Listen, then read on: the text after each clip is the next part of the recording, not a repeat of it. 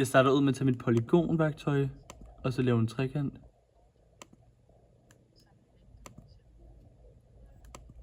Så tager jeg for at finde vinklen på P, så trykker jeg på O, P og Q.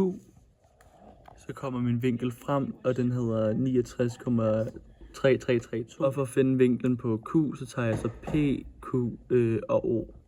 Og så mangler jeg så at finde den her. Så går jeg op med mit værktøj herop, og så trykker jeg på længde, og så trykker jeg så på de to sider.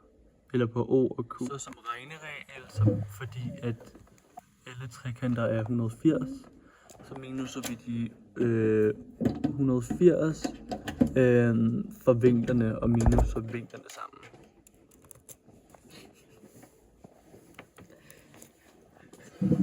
Det giver så 55,244. Så tjekker jeg så derefter ved at tage vinkel og trykke på Q, O og P.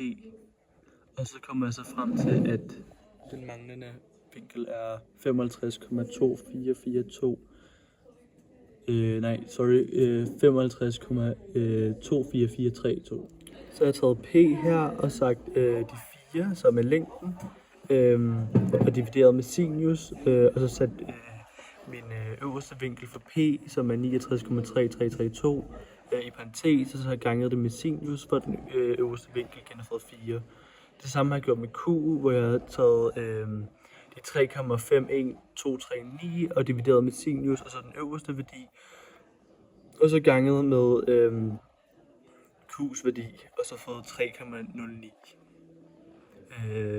085908.